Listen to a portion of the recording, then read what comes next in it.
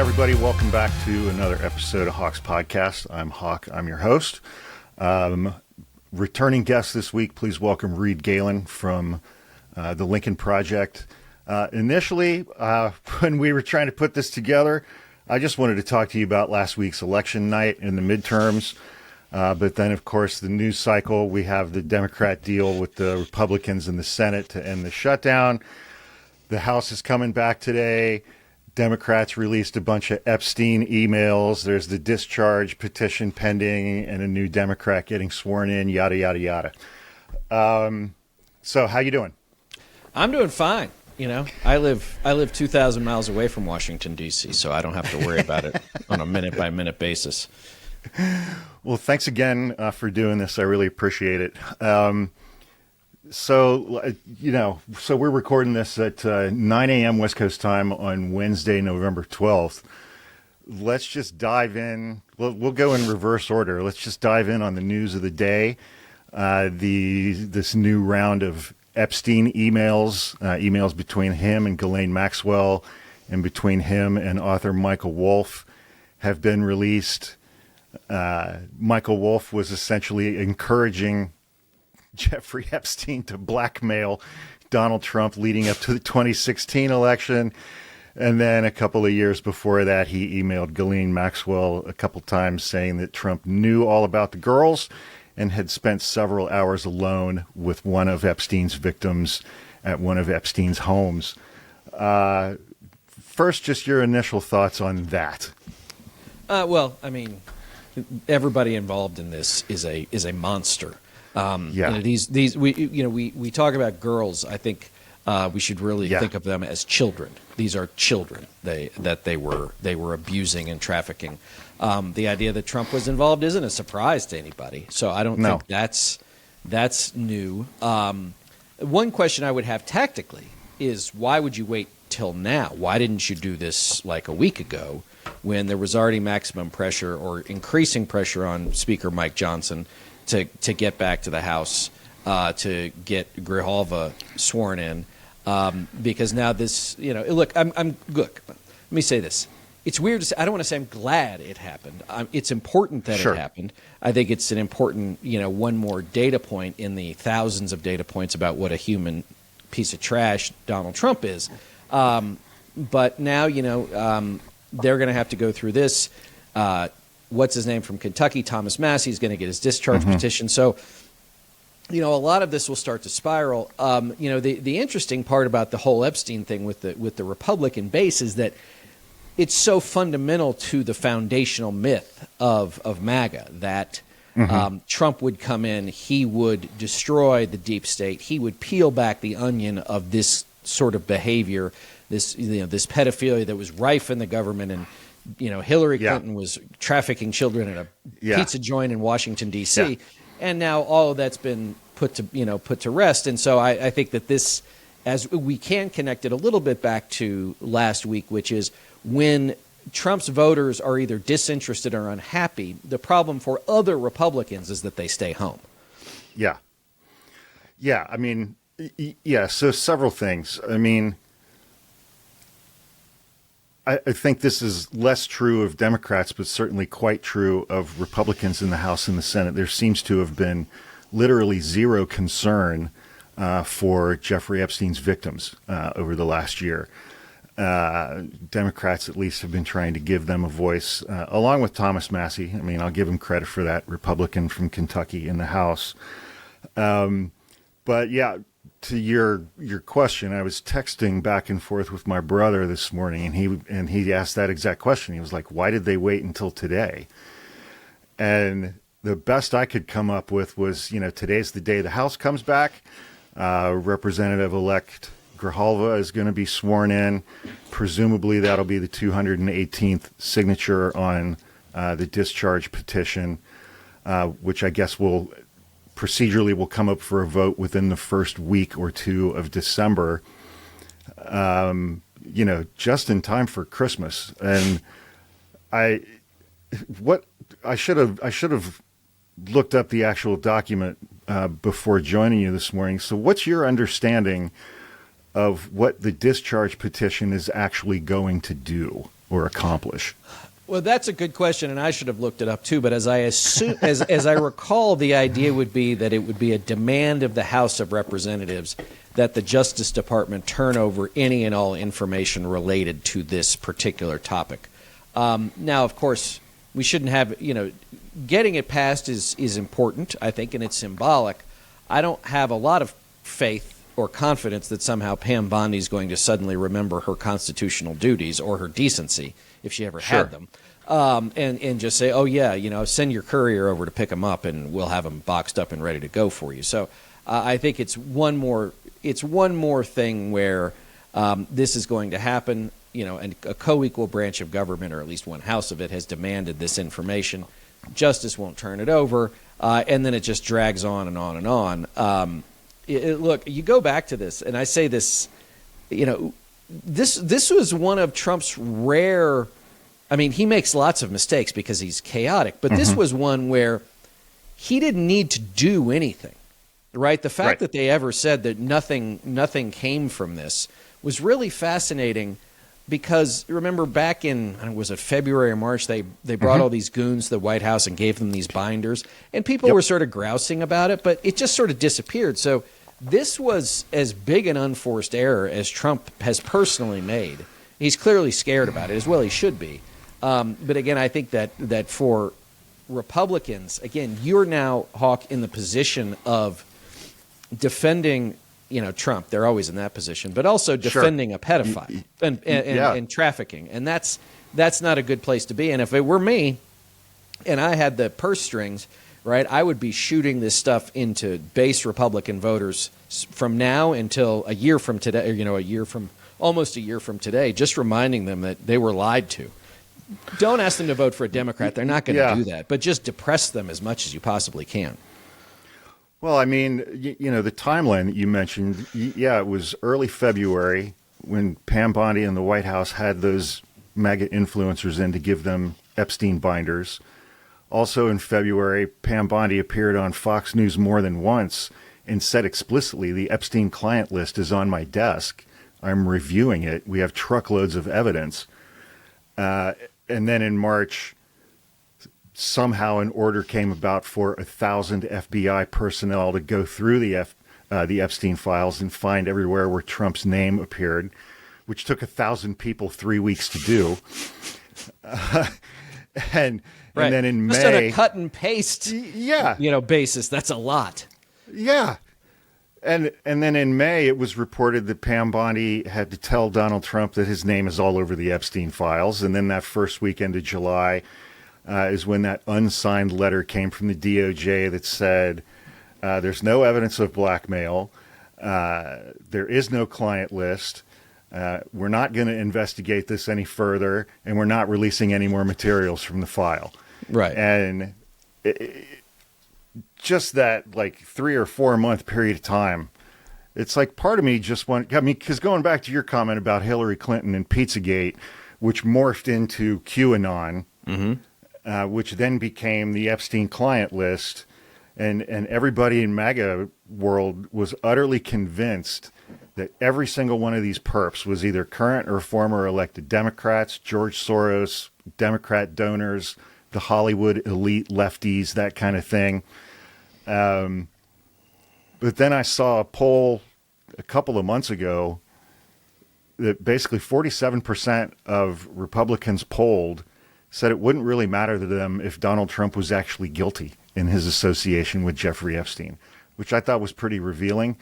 And I made a video this morning saying, I wish that they would just all come out and say, yeah, we know exactly who he is. We know exactly what he did, and we don't care.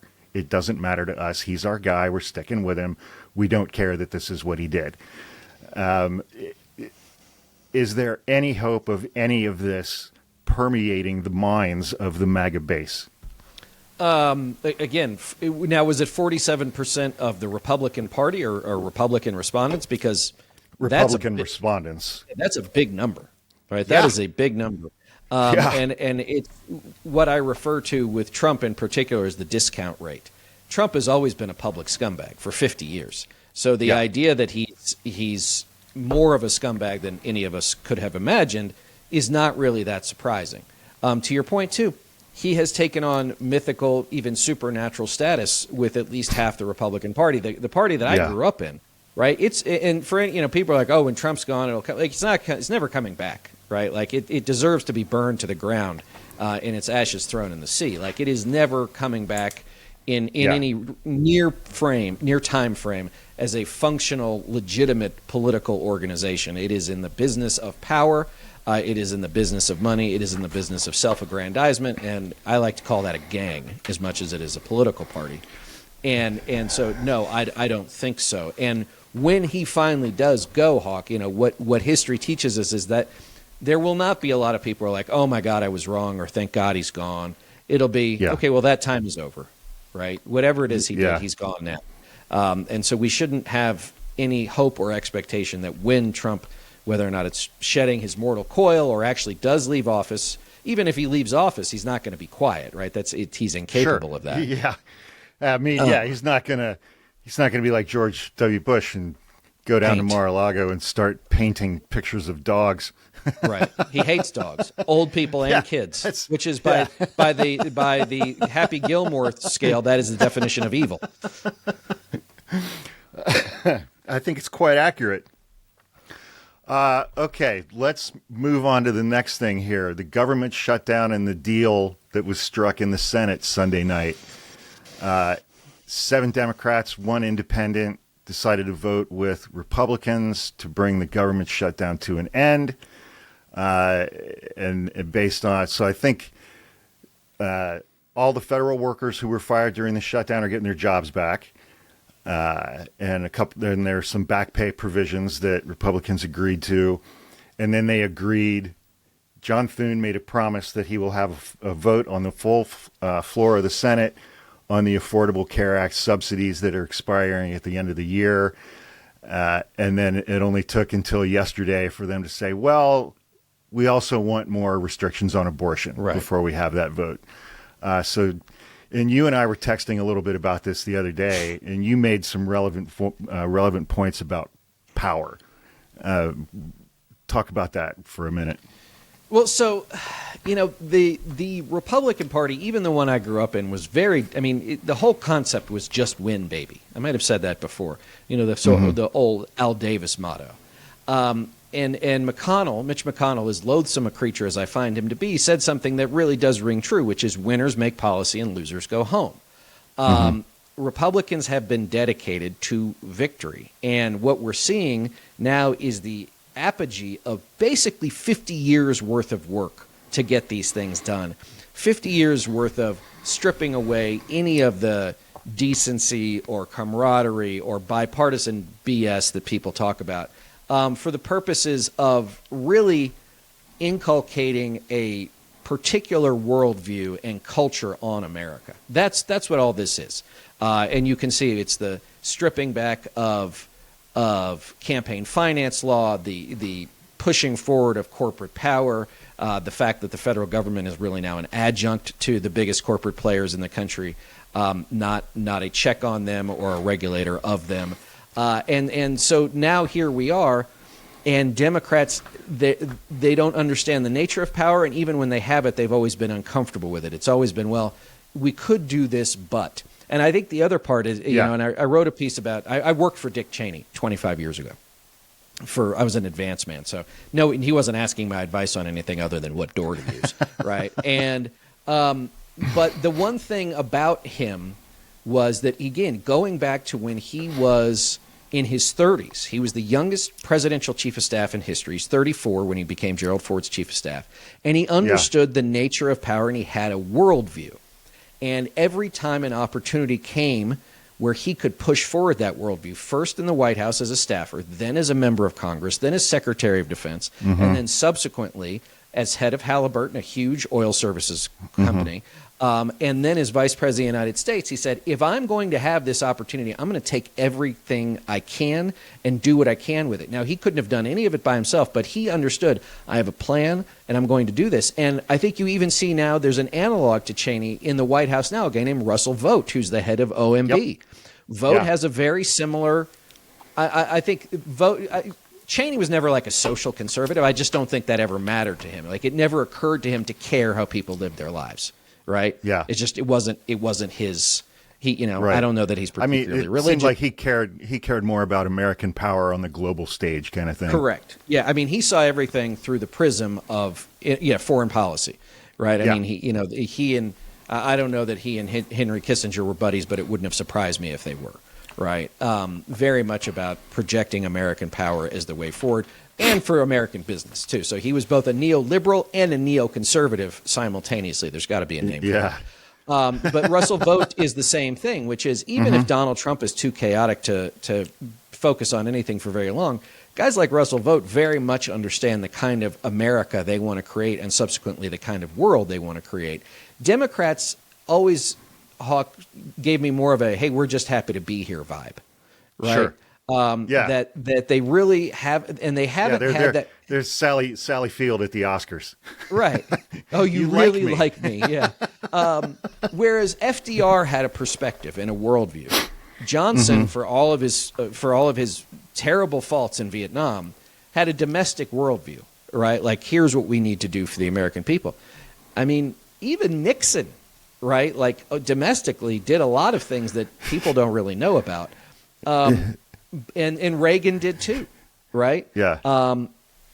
Bush, not so much. I mean, he was caught up in 9/11 and then subsequent to Iraq.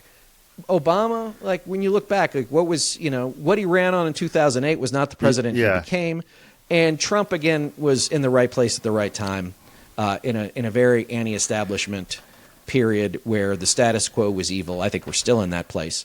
And again, a very long answer to a very short question, which is, so Democrats now, oh, wait a second, you told us you were going to be our friends, and you just stuck me in the side with a shiv. Like, what happened? Right. Yeah. They always stand there and look surprised, time and time again.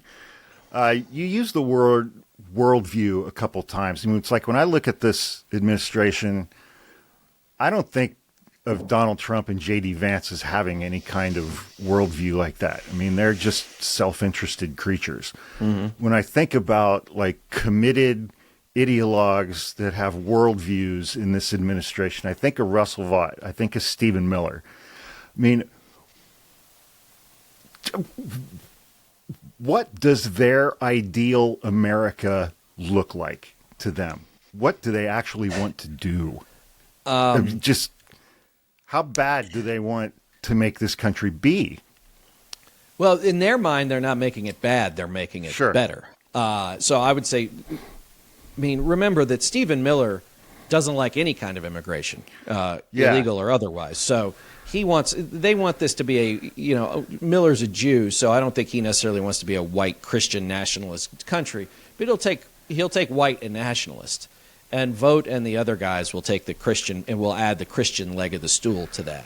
And so I think they want one where executive authority is unparalleled and unmatched. Freedom of speech and expression is only allowed so long as it is in service of power, their power. They don't believe that government should do anything for anybody. Social programs except control who you're allowed to marry. Right. Yeah, exactly. And they lost on that front. Was it earlier this week or last week? But they'll go at it again. And so I think it is just a very small elite cabal who get to be in charge of everything, surrounded by a bunch of lackeys, billionaires, corporate CEO types who are all willing to, hand over the golden telephone like in Godfather 2, right? Just to be able to say, okay, well, we can keep doing our business. But it's the last thing it is anything that's particularly good for individual Americans other than keeping people angry. Because if they're not angry, if they're not angry at the other that you've primed them for, then they're going to be angry at you. But have they actually given any thought to what do they think the rest of us are going to do in response to that if they were to get that? Do they think that we're all just going to go along with that? Yeah. Well, I mean, remember that this is not an unusual, historically, this is not an unusual proposition. Oftentimes people have been ruled, a minority of people have ruled through force, fear, feudalism, name it. So this is not an unusual situation. I think the issue right now is that there are there's still the vast majority of Americans. I'm not saying they're necessarily happy about it, but the vast majority of Americans are feeling inflation. They're feeling the pinch of stagnant wages. Right. They're feeling the sting of layoffs. But to them, ICE, maybe they're similar. They're cousins. Is still something maybe they see on social media. Occasionally they see on television. Yeah. But it doesn't impact their day-to-day lives. They're still going to I call it the Home Depot test. They're going to Home Depot on Sunday, right? Yeah. Yeah. So then in a way, it's kind of like the 2024 election. It's like economic issues in people's daily lives were overshadowing, let's protect democracy as an election issue. Yeah, it didn't work, and it broke my heart that it didn't work. But I think we have to understand that, and for all of our friends who say, "Oh, we have to be pro-democracy," well, obviously, we shouldn't have to say that. But I think the question, Hawk, is when you say that, what is it that you mean, right? Because if you mean pro-democracy in the idea that 330 million Americans, let's say 250 million voters, whatever it is, each have an individual. Little piece of individual agency about how this country goes and the deal that they've made with the government to submit to governance, the social contract, we'd call it. That's one thing. If pro-democracy just means I used to be in charge and I'd like to be in charge again, that's not going to fly. Well, I was thinking about this last night and just trying to think about the mechanics of, an authoritarian taking over the United States of America. Mm-hmm. And I mean, tell me if I'm wrong, but I think one thing that separates the United States from other countries where this has happened is we have states. We have federalism. Mm-hmm. States run elections. The federal government does not run elections. And it's like, it just doesn't seem like it would be possible to take over the entire country, when you've got blue states that have 20, 30, 40 million people in them. No, I think that's right. And I think this is one thing that I think it's really important for our blue state governors. You live in California. Yeah. I used to live there. I know Newsom. Mm-hmm. Or it's Oregon, Washington, name any of your big blue states or small blue states like New Mexico. Is what are you going to okay, we have these things. We got another 3 years of this. What are you all going to do to ensure that your people are protected in this case? What are you all going to do to ensure that if we have another one of these boneheaded shutdowns, that your people are not going to be, waiting in lines at food banks? And I think that there, as you noted, we are federal in nature. That each state is a sovereign entity, right? It has agreed to be part of the United States of America. Now, We've seen what happens when states secede. Hopefully it doesn't come to that. But I don't first of all, it's not literally the geography of it isn't as tidy as it was in the first Civil War. But the other part is there are plenty of multi-state compacts now for other things. Let's take the Great Lakes or something, right? Or the Colorado River Authority, whatever it is. So there's plenty of examples where states work together for some common good. And I think that all of the blue states who are likely to be blue states should say, okay, look, we're going to go into business with each other. We're going to figure out how we're going to be self-supporting. As you said, California, Illinois, New York, New Jersey, Connecticut, right? These are massive economies. They have massive economies. And they can do a lot on their own if they want to. The question is, how much have they really thought about this? And I'll be honest with you, if I'm sitting there and I'm J.B. Pritzker, I'm trying to figure out what to do, but I've never been asked to put myself in a place where I have to open up my imagination enough to say, okay, wait a second, what are we going to do here? Because this is not what I'm thinking about.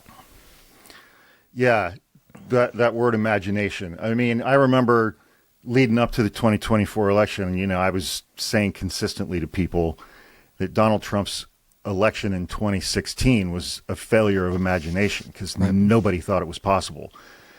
And, leading up to the 2024 election, I was telling people, it's like, you need to imagine that this is possible. It's like, it's probable at this point. I mean, given how Biden was polling before he dropped out. And I was like, and now you need to use your imaginations in the worst way possible and imagine the worst possible things that these people could do.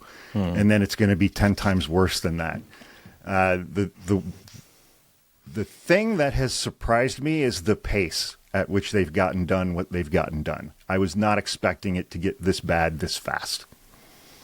Yeah, well, that's what they do. I mean, that's typically when a lot of these, go back throughout history, or like, let's have some modern examples, whether it's Hungary or Turkey.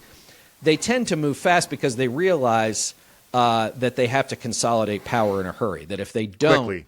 The opposition, such as it is, will figure out how to throw up roadblocks. And I think that's the other failure of imagination is on what is supposed to be the opposition party, which is they have not been much of an opposition. And I think part of the issue here is that there's a divide in the Democratic Party or on the Democratic side of the world where there's the elite and the wealthy certainly don't like Trump. They don't like the ugliness. They don't like any of this.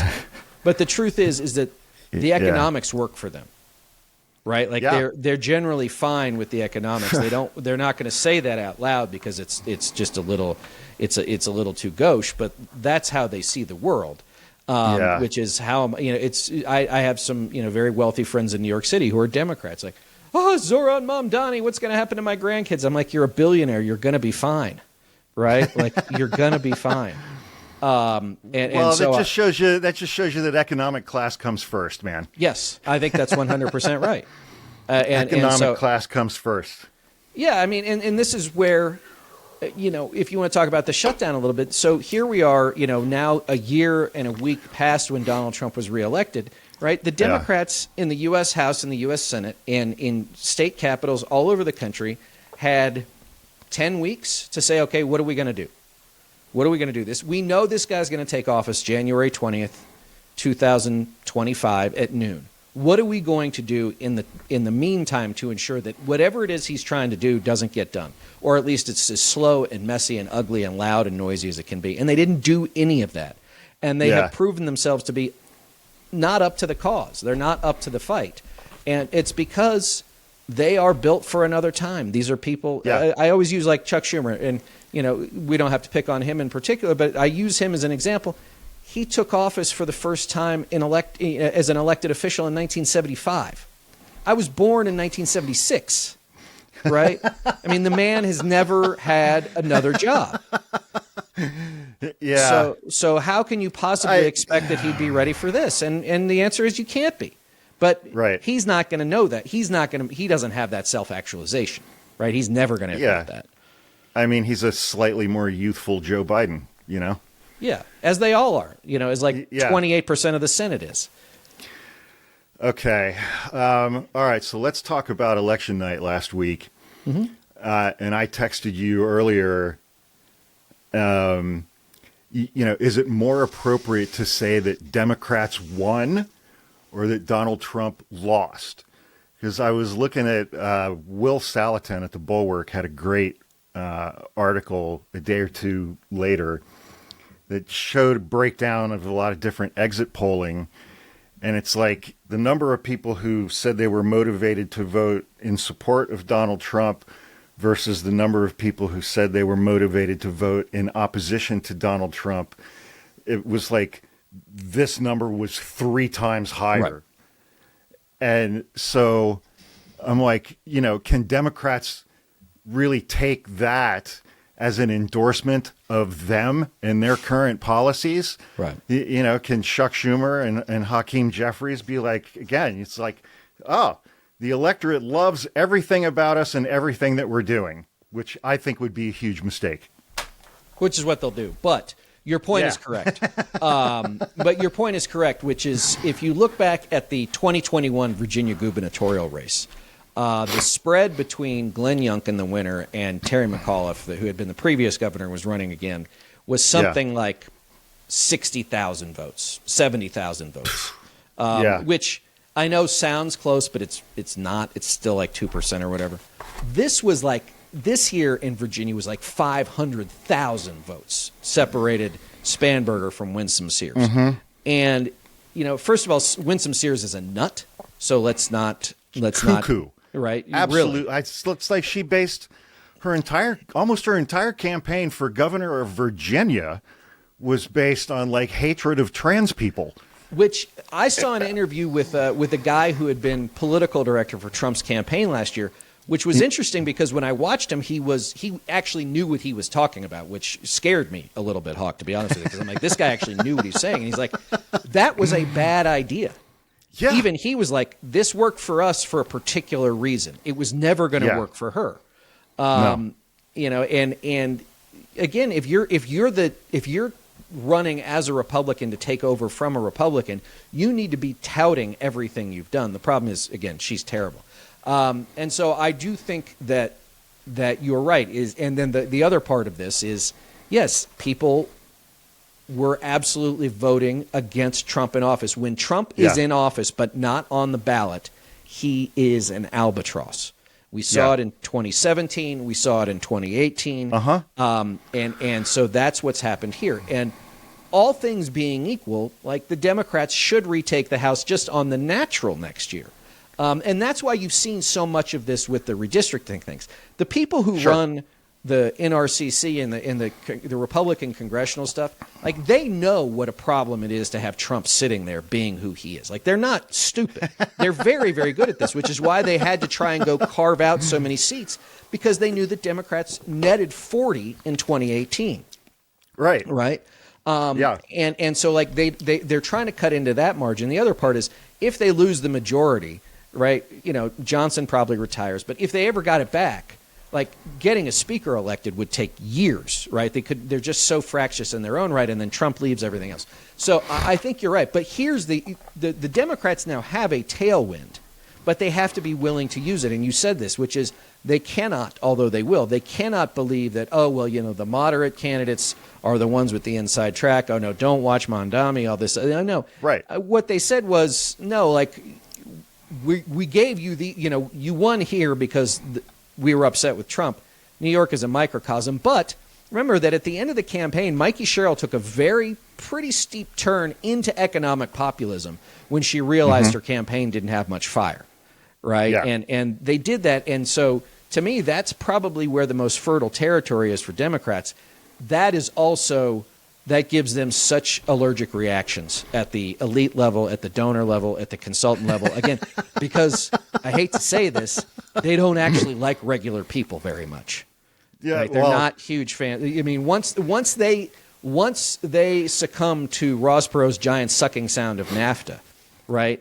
They sacrificed working men and women and unions and solidarity with the working class and the poor, frankly. And so they expect a lot of those people, especially people of color, to come along. A lot of them did rebound this year, but again, I don't know that that's necessarily indicative of anything other than like prices are going up. Their lives are going to be worse this time next year than they are now. But it shouldn't indicate any real love for Democrats. So Democrats now have to say, here's what we're going to go do. This is the first set of bills we're going to put on the House of the U.S., or the floor of the U.S. House when Hakeem Jeffries is speaker or whatever, and make the Senate vote them down, make Trump say they're stupid. But we're a long way from that. So Tegan Goddard at Political Wire had a good breakdown of some of the shifts in votes among demographic groups last week. In New Jersey, with Mikey Sherrill running for governor, young men aged 18 to 29 backed her by 14 points after they supported Trump in 2024. In Virginia, Abigail Spanberger carried young men by 58%. Again, a huge shift.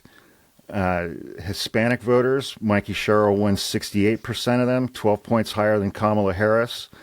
Abigail Spanberger won them by 67%, an 8-point improvement over Kamala Harris. And what component of the black vote had shifted rightward in 2024 shifted almost all the way back leftward in both of those elections, as well as New York. And, you know, I mean, like my initial thoughts on that is that it would probably just be the response of the Trump administration to crack down harder on those groups as opposed to try to appeal to them again. Because, you know, it's like Trump got his ICE money. You know, he got that money. ICE is funded for the next 3.5 years. They're going to spend that money. He doesn't have an off-ramp for his immigration policy right now. Right. And that's, I think, going to just further hurt him among black and brown voters.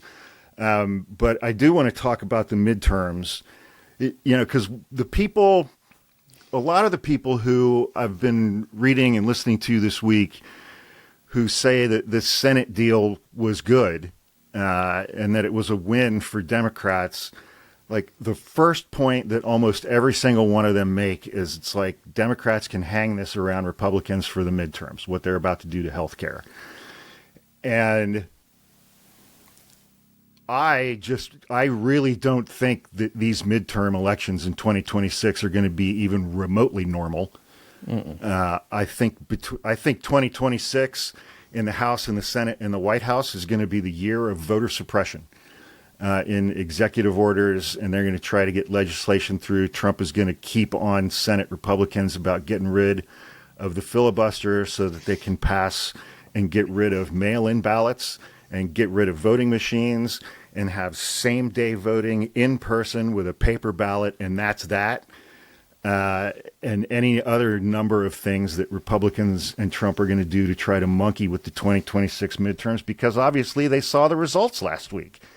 And I think they know that there's nothing coming down the pike from Trump or Republicans in the House and the Senate that's going to improve that situation over the next year. The economy's not going to get better. Prices aren't going to come down. There are no policies to deal with that stuff. And so it's like, I feel like all the Republicans and Trump are like, well, we have to just remove the consequences now. And the consequence is the midterm elections. I mean, what do you think about all of that? Okay, so there's a lot. So let me do a little history lesson of the Republican Party tactically. So we were the ones who mastered the idea of mail-in voting. Yeah, as a means. I've heard Rick Wilson talk about this many times. Right, as the means of making, you know, getting your people to the polls far more efficient. It makes so let's make the math easy. Let's say if I need 100 votes to win, and I can get 60 of those votes, you know, secured long before Election Day, that does two things. One, all right, I'm 60% of the way there. Second, I don't have to go talk to those people anymore. I know their ballots are already there, so I can focus all my time on get out the vote to that last 40%. Trump he wrecked that, especially in 2020. He wrecked his own deal. Yeah. In fact, I know his political guys in Pennsylvania were having kittens because they had set up a very efficient system for this. The second piece is so take that, and then Pam Bondi was on Fox News talking about fraudulent mail ballots in Pennsylvania. Right. So there's a part of this where, you know, the Senate in particular is looking. They're trying, like John Thune is like, I got 3 years left of this guy. Right. I got 3 years left of this guy. I just got to get past him. They're not going to want to get rid of the filibuster because they all they're just all so tied to it emotionally as much as anything. They know what Democrats will do with it if it's gone. Right. And then the mail-in ballot stuff too is one that I think is probably tough to get through the Senate as well, just simply because that's not how they're going to be saying like this is really going to hurt us, right? Mm-hmm. Not only that, again, you noted something at the top of the show. States determine how they conduct their elections. So now, so it would ultimately go all the way to the Supreme Court. It would have to be fast-tracked in so many different ways because, you know, come next August, registrars in every county in the country will have to start printing ballots, right? So they're already like the people who actually make elections happen at the county level, at the local, like they're already working on next year. They're already trying to figure out. And so if there's going to be suppression, it's going to be a couple of things. One, like making sure that the House does not include block grants for states to conduct their election operations, which is something that typically happens because the counties, they have to hire extra people. So you know, if they can't have that, then they have to shut down polling places. Shutting down polling places makes it harder to vote, et cetera. I would not be surprised if I go to my worst side, if I open up my imagination to the darkest places, that you wouldn't have some of these constitutional sheriffs, putting guys in smoky hats out in your polling places, and just ICE agents and CBP agents. You can listen. Federal agents can go anywhere they want. Sure. Right. So especially you put a bunch of ICE agents in Latino precincts. I could make an argument that would dampen turnout. I think that's part of it. The other part too is, does Trump really care at this point? He's got another year. He's got another year legislatively with Republican majorities. And they figured out how to get stuff done. So I wouldn't be surprised if whatever it is they feel like they need to lock in for the last 2 years of his term, they try and get done in the next 12 months. Mm-hmm. And, the Democrats, again, they're going to have to do what they can do. But if I were them, I would be very much on, this is a values. Look, for Republicans, elections are based on values, not necessarily issues. But this is all like values, which is, he said he was going to make your life better. It's worse. He said he was going to make your life cheaper. It's more expensive. He said you were going to be able to afford this. You can't, right? And it doesn't have to be complicated. In fact, it should be as simple as it possibly can be. And in fact, I would go after the Republicans personally. Like, if you want to be nationally against Trump, I think that's fine, but his numbers are bad. But I would say Congressman Hawk said he was going to make your life better, right? And look what Congressman Hawk has done in the last 2 years. This is more expensive. This is harder. You can't afford that. You can't afford this. And just make it very straight. And then that could be with, poor and working class voters. That could be with middle class voters, and with more, in swing districts with more wealthy Republicans or independents. I'd say these people are going to wreck your retirement. They're going to wreck your 401k. They're going to wreck your IRA. You did all of this stuff to have this nest egg, and your thing is going to go from $2 million to $1 million. And you're never going to quit working, right? You're going to work until you're 75. Think about prices and stuff like that. It's like, I think the best chance we have at prices coming down is if the AI bubble bursts. but then everybody's homes will lose half their value and their 401ks will tank as well. But we'll have cheaper prices. but listen, let me just say, you bring up something really important though here, which is, we talk about the shutdown, right? Like, all of these things were predictable, right? Yeah. If the Democrats were guilty of anything, it's the inability to look at a calendar and say these are important days, right? Here's your wife's birthday. Here's your anniversary. Here's your kid's birthday. Right? Here's your mom's birthday. Here's the family reunion. Like, anything that needs to go on a calendar that's like, I cannot miss this. April 15th is tax day. Right? Everybody knows these things. When they went through 3 years ago with these Obamacare subsidies, they knew that they were going to expire. This was not new news to them.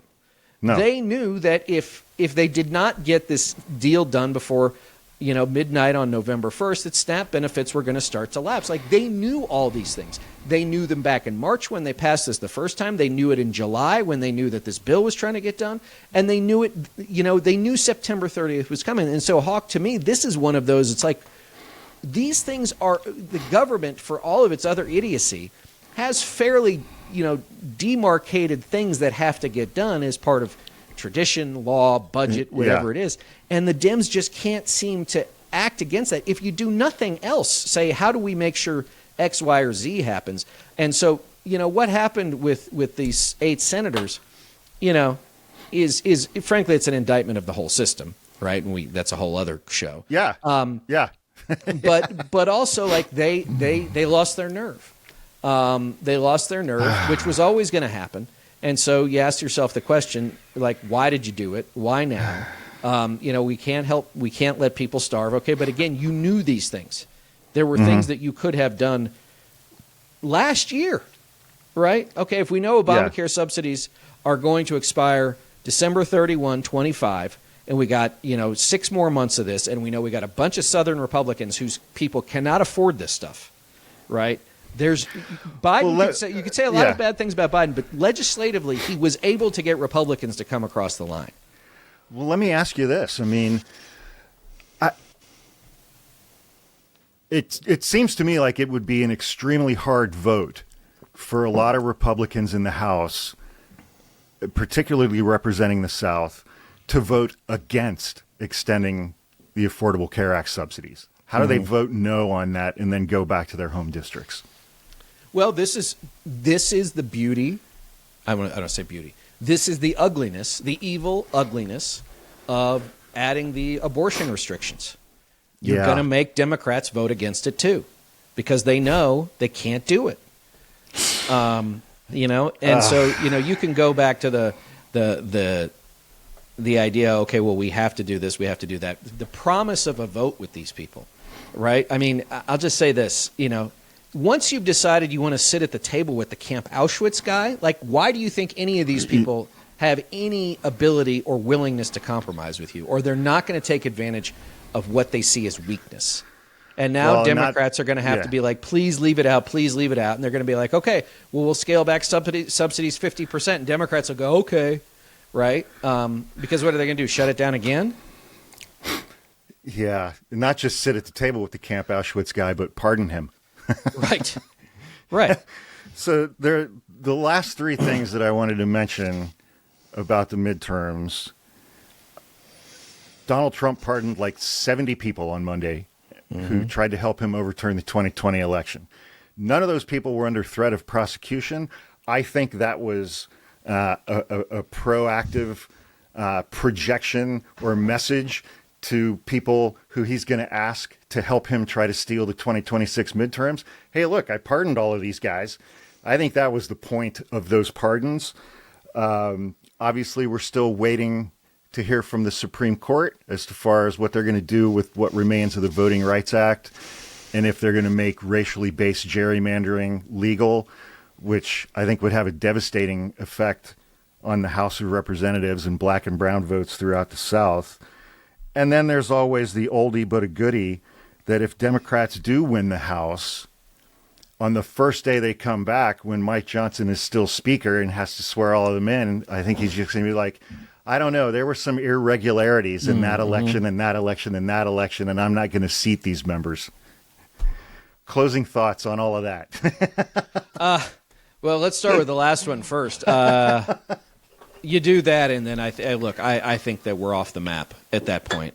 I think that there will be, especially since, again, well, he just waited 8 weeks to swear in a new member. If Democrats run even a competent campaign, they should take the House and take it in a pretty healthy fashion.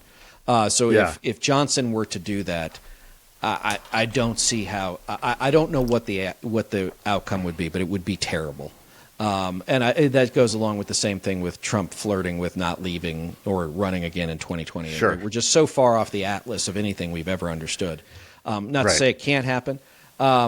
Johnson, I don't know if he has that kind of backbone, but let's just assume he'll do anything for a pardon too, right? As far as the pardons are concerned, I think you're right. I think it's saying like these people were in trouble and now they're not, so come along with me. I mean, eventually, if he does leave office, you know as well as I do, he's going to have to pardon like every member of his administration. He's going to have to pardon 38,000 people. Yeah, every ICE agent, every member of his cabinet. Every secretary, assistant secretary, deputy, everybody, every CBP agent. God, man. Right. And so I think that this is all, now we're into this place where it's like, well, do I spend time thinking about this? Like, do I really spend time? Because if I spend time thinking about this, I'm going to go to some pretty dark freaking places. Right. That's why I'm back in therapy, man. Yeah, right. So again, I think if it were very close next year, if the Republicans are able to keep it very close, where it's like a three vote margin, I could see them trying to monkey around with that. But like if they lost 30 seats, 40 seats, like I think it becomes much more difficult. But I think that's why, for me, in places, this is what we focused a lot on in 2022, and we'll do it again next year, is where are those gubernatorial races that matter for these kinds of things? Where are the Secretary of State races that matter for these sorts of things? So that the people who do manage the mechanics of elections are at least on the right side of things.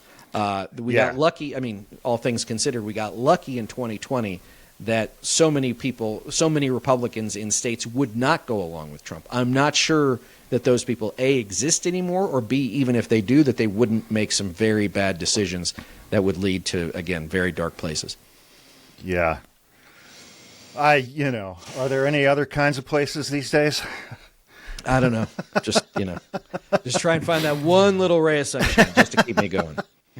I hear you, man. I've been spending extra time up in the mountains. That's been working for me because I don't have any cell phone coverage when I'm up there. The way to so do it, man. It's perfect. All right. Thank you, Reed Galen. Thanks again for joining me this week. I think that was an excellent discussion, if not entirely uplifting. Thanks, everybody, for watching, and we'll see you guys next time. Thanks again, Reed. Thank you.